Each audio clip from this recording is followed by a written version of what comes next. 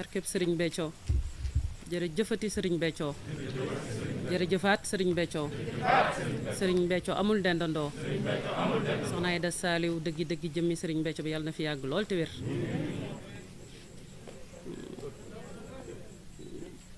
Je tiens tout d'abord à saluer l'assistance composée de mes condisciples et des organes de presse ici présents, mais aussi à saluer de manière la plus distincte le peuple sénégalais d'ici et d'ailleurs.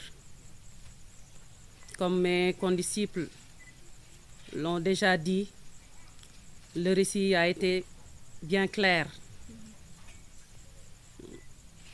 Sokhna Aïda est notre guide spirituel. Sokhna Aïda est une mère. Sokhna Aïda est la mère de la communauté Thiantakoun et de qui veut être couvé. Sokhna Aïda, je pense, est la plus utile aux Sénégalais. Et des gens même d'ailleurs, car ses bienfaits sont incommensurables. Nous venons de finir la distribution des bernets, comme on dit. Les mets qu'elle prépare, ces mets succulents,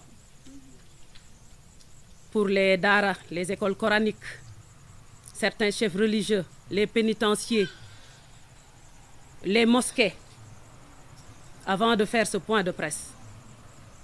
Pour vous montrer que aucune intimidation n'entraverait notre ferveur, notre dévotion, notre dévouement en notre guide bien-aimé Sokhna Aïda Saliou Thioune. Trop, c'est trop.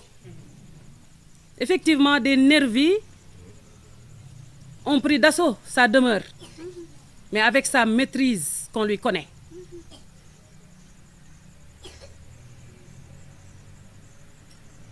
Son intelligence, elle a pu maîtriser la situation. Donc, nous sommes des citoyens sénégalais. Nous avons des droits et devoirs. Mais on l'a répété et répété encore, nous interpellons l'État. En son chef, son Excellence, M. Macky Sall, le président de la République, qui est le garant de la Constitution. Et la Constitution est ce texte qui permet la protection des libertés individuelles et collectives. Et il est garant de la Constitution. Donc, dans un pays de droit, ce n'est pas normal qu'une citoyenne comme Sokhna Aïda, elle est rare, pour ne pas dire inexistante, doit être protégée. Nous ne voulons pas que l'irréparable se produise. Elle nous éduque. Sokhna Aïda nous interdit de rechigner. Sokhna Aïda nous recommande de ne pas répondre à la provocation. Elle nous exhorte même à ne pas répondre.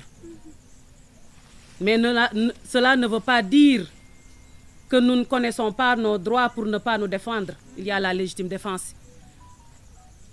Mais cette violation de domicile, ces nervis-là, ils étaient prêts. Si vous voyez ces éléments de preuve, ce que la vidéosurveillance a pris, mais vous aurez bouche bée. Vous seriez bouche bée. C'est incroyable. Comme M. Gueye l'a dit, l'imam, c'est comme dans les films de ninja. Mais c'est insupportable. C'est comme s'il y avait un acharnement à son encontre. Effectivement, c'est ça. Ces détracteurs. En quoi a-t-elle tort, Sokhna Aïda? Elle a eu tort d'être femme. Elle est femme. Nous sommes en train d'être contactés par certains organismes de défense des droits de la femme, de l'homme, Mais trop, c'est trop. Ils sont soucieux de la protection de la femme, des droits de la femme. Qu'est-ce qu'elle a fait de mal, Sokhna Aïda? Elle nous éduque. Ce legs que Serigne Béthio lui a laissé, cet héritage spirituel, elle ne demande qu'à faire du bien. Soyons sérieux.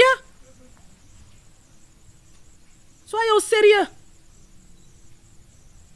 Nous sommes des Sénégalais, nous sommes des citoyens. J'ai entendu le ministre de l'Intérieur dire un jour, force reste à la loi. Donc, nous nous soucions vraiment de l'issue de cette affaire parce que c'en est trop. Sokhna Aïda subit dignement depuis lors. Sokhna Aïda subit dignement. Et vous le savez, nous le savons, tout le monde le sait. Mais trop, c'en est trop. Ah, on nous persécute. Mais c'est comme si même les réfugiés ont plus de droits ici que nous, alors que nous sommes des Sénégalais. Oui, parce qu'on ne sent aucune protection. Il y a tellement de violations de nos droits. Il y a des plaintes qui ont été déposées, mais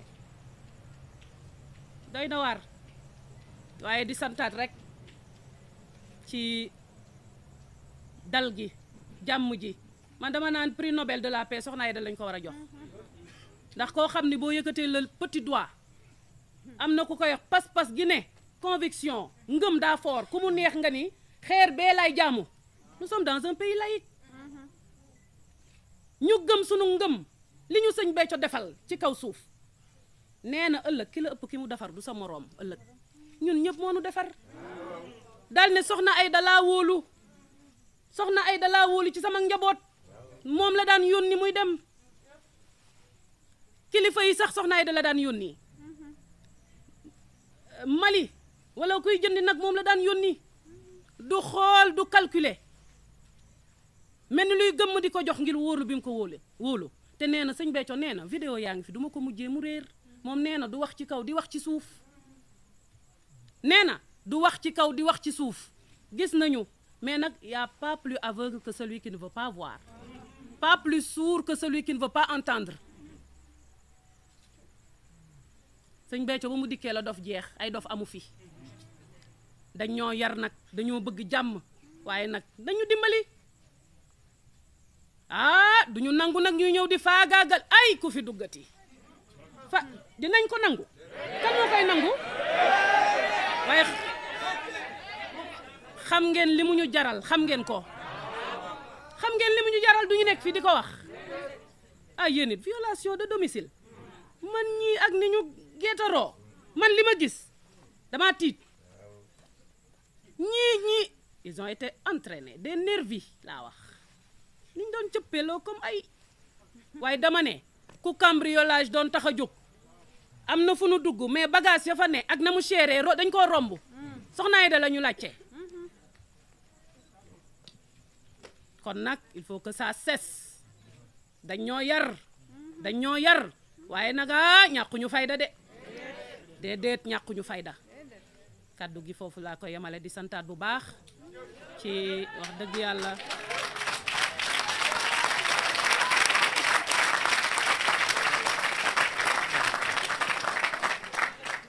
teewaay bi ak presse bi ak taalibe yi kàddu yi ñu fi wax ndax ku ne yaa ngi bëgg wax li ne sa xol cri de cœur la ngir daa metti te on veut se faire entendre moo tax ñun ñii ñëpp ak buntub Sokhna Aïda Saliou Sokhna Adja sama rakk ji ñu ànde ko tax ñooy ànde lépp nii ñu sëñ Béthio yare mais sëñ Béthio amul dendandoo lii kenn mësu koo gis ñun cadré wuñu de ñun Sokhna Aïda mooy sunub sëriñ bët yañ daan xoolee sëñ Béthio lañ koy xoolee Sokhna Aïda bët yi ñu sëñ Béthio doon xoolee ndax dañoo xàmmee ay gëtam sëñ Béthio ay jigéen ku mu yor dama na yor jigéen bët yooyu lañu Sokhna Aïda di xool moo nu yor moo ñuy jox dépense moo ñuy jox lu ñu ndawaloo suñu kër moo ñuy solal ay valise la ñuy diril mais Sokhna Aïda lu mu def jigéen la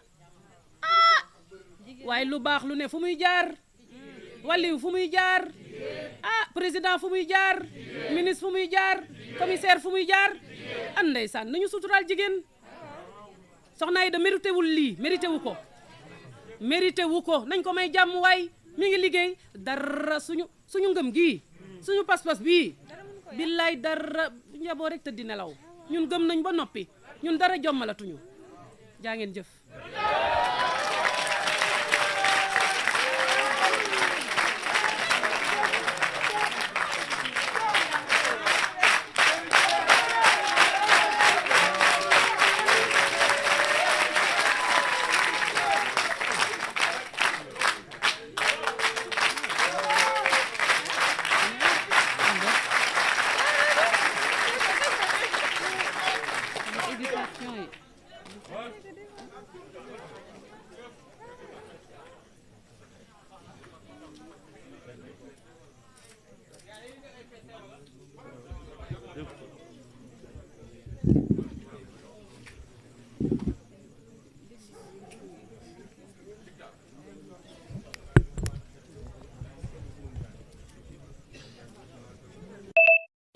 dindi ko